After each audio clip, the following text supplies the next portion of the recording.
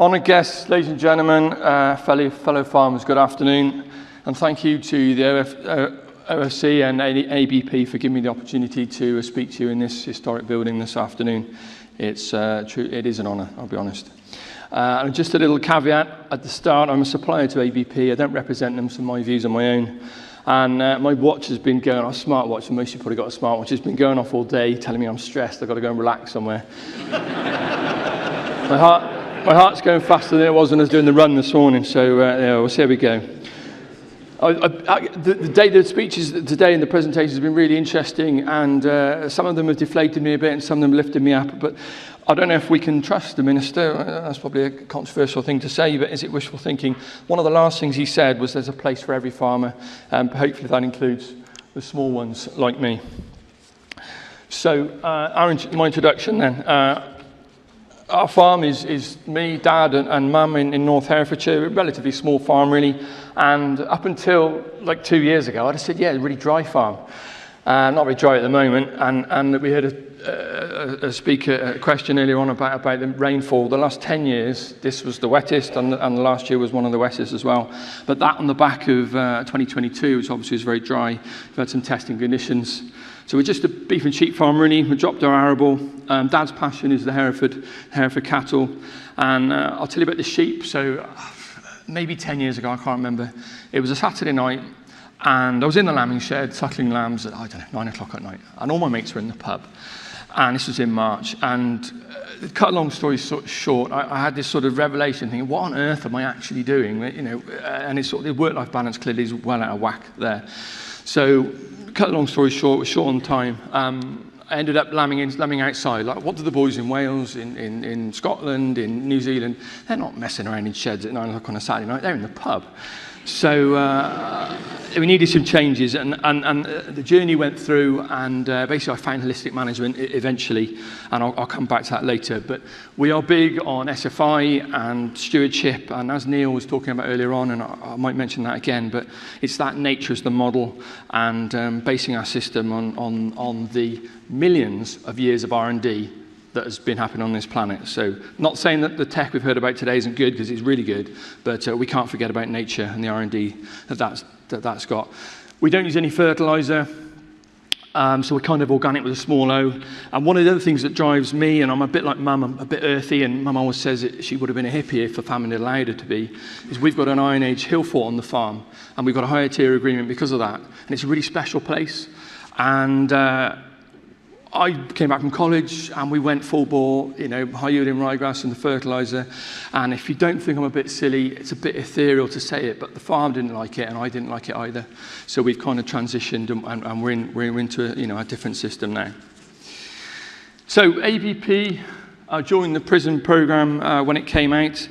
And they created that because of the drive for net zero. And I did a little poll, and not many people have replied to it, but the result of it was that basically everybody thinks net zero is important. And it is, although I think there's a danger it's too narrow a focus, but we might come back to that if I got time at the end. I queried the 90% figure actually, because I thought, how can that possibly be? But what they've said is that they've reduced as much carbon as they can within their own systems, and everything else is on farm.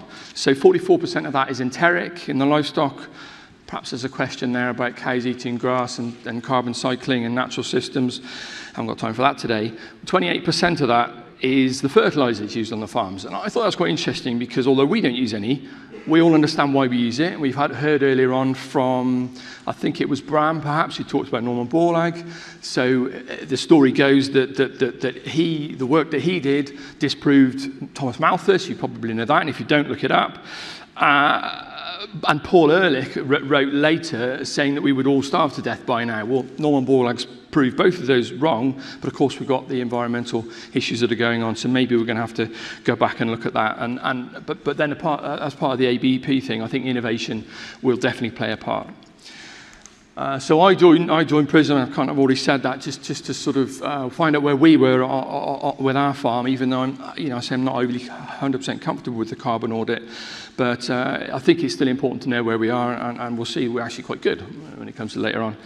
We were given a sustainability grant, and we used it to plant trees, and I know some people don't perhaps like trees as much as they might, but put the right tree in the right place They bring shelter, they bring shade, they bring habitat, they bring fuel, they bring food, they bring browse for livestock, and they bring fruit. And we planted apple trees, we planted nut trees, and again, slightly emotional, but I've got a little boy who's 6, and he and I went out and picked the first apples off those trees this autumn, and that's pretty cool.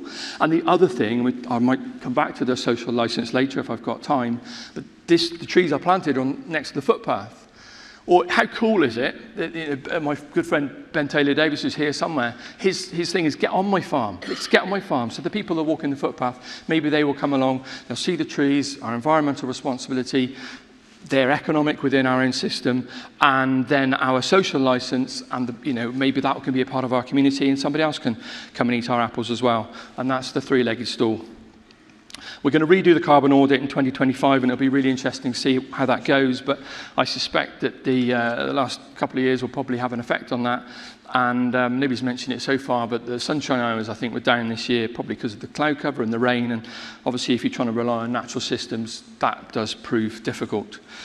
So what we do, I've already said about what Neil Hasseltine said earlier on, and nature's the model. We're a low input, low cost, low risk business, and for me, I'm risk averse, and I think now at a time of high risk, I quite like being a low risk business actually. But the one criticism I won't take is that we're not, we're just ranching the farm, we're just playing about. Well, no, we're not. We're management intensive, following holistic management and adaptive paddock grazing and all those kind of whatever mantra you want to put on it. We're management intensive, we're managing animals, we're moving every day, and we're trying to think in whole. So we're trying to think how our farm system fits into the whole ecosystem, which was something that Dieter Helm kind of touched on last night, which was really interesting. So the learnings. The carbon footprint is quite good. Our sheep is the top one, and the comparison is everybody else. So we're doing okay, and I'm quite pleased with that. And there is some correlation between a good carbon audit and a good profitability on the farm, and our profitability has improved as well, which I'm quite pleased about. We have dropped the stocking rate to suit the farm, and we're trying to have the animals to fit the system rather than the system to fit the animals, which I think again has been touched upon earlier on. So I'm not against tech, I'm not a Luddite, but I think it's really important that if you're going to model a system on natural systems, you have to work with what you've got. We're trying to maximize photosynthesis and our water cycle and our carbon cycle, because after all, photosynthesis basically is the reason there's life on this planet. So it is really, really important. And sunshine and rain are free. So trying to wrap up pretty quickly, because my time is running out very fast. We've been challenged with producing more from less, and there are limits to that, and we know that. There's a lot of variation within ABP's carbon audit that they did, and what was interesting is there's no correlation between that and the type of farms that are going on that were assessed, to small farms down to sort of 50 lambs, to guys finishing serious quantities of lambs on roots, and people with cattle in other different systems. There was a massive variation between the carbon audit. So the message there is we can all do better. So the more from less stuff, yes, but if we just do better at what we're doing now on the way, I think that'd be good. And that's what the carbon audits that they did do show. And again, it's about that wide angle lens. Knowledge transfer is key. I think we know that. And ABP, we're running webinars, and we're trying to improve our knowledge transfer and the information sharing, which of course is very important. I've got a couple more things to say, but I'm going to try and tie it up because I am running out of time. But I thought it was really interesting. The Minister this morning talked about lots of problems with the economy and food and health, and Anna talked about that earlier on. Lisbeth said we have a collective responsibility for all of this, which I think is just an amazing thing, and it was the last thing that was said in that presentation. It was really interesting. But I think healthy soils, which is what it's all about really, healthy ecosystems and healthy food within the frame of carbon that we're talking about here with ABP, and not only just carbon, it's cycling carbon, so we have to have the healthy soils to make that work. We can answer the Minister's questions, we just need the support to do it. Thank you very much.